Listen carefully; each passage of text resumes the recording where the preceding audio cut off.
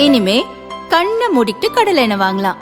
ஏன்னா மந்த்ரா கடலை எண்ணெய் இதயத்தின் தயாரிப்பு. வறுக்க பொரிக்க ஏன் எல்லா சமையலுக்கும் மந்த்ரா தான். மந்த்ரா கடலை எண்ணெய், அபார ருசி, ஆரோக்கியமான உடல் நலம். ரொம்ப டயர்டா இருக்கு.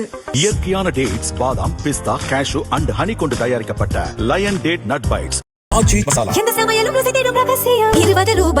தமிழக சட்டசபை தேர்தலை முன்னிட்டு என்டிஏ கூட்டணிக்கு ஆதரவாக ஆந்திர முதல்வர் சந்திரபாபு நாயுடு கோவையில் பிரச்சாரம் செய்தார். தனியார் ஹோட்டலில் நடந்த நிகழ்ச்சியில் அதிமுக, பாரதிய ஜனதா நிர்வாகிகள், தொழில்துறையினர் முன்னிலையில் ஆந்திர முதல்வர் சந்திரபாபு நாயுடு பேசியதாவது: மறைந்த முன்னாள் முதல்வர் ஜெயலலிதா என் நண்பர். அவரது ஆட்சியில் தமிழகம் மிகச் சிறப்பாக விளங்கியது. இன்னும் சொல்ல போனால் மெட்ராஸ் மாகாணம் ஒரு காலத்தில் தென்னிந்தியாவின் தலைநகராகவே விளங்கியது.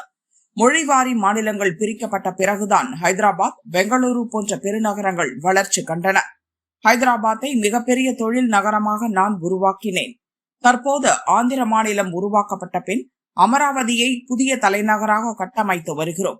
ஆந்திராவில் டிடிபி ஆட்சிக்கு வந்த 2 ஆண்டுகளில் கூகுள் நிறுவன முதலீட்டை ஈர்த்துள்ளோம்.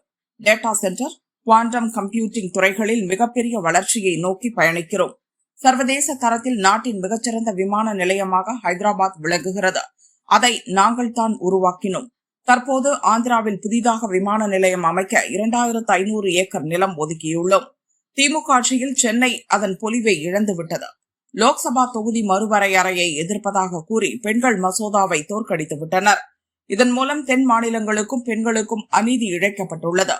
திமுக ஆட்சியில் சட்டம் ஒழுங்கு சீர்குலைந்து விட்டது. தமிழகத்தில் எந்த பகுதியும் முன்னேற்றம் அடையவில்லை.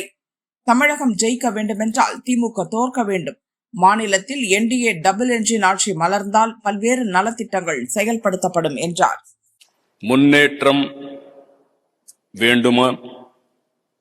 வேலை வாய்ப்புகள் வேண்டுமா?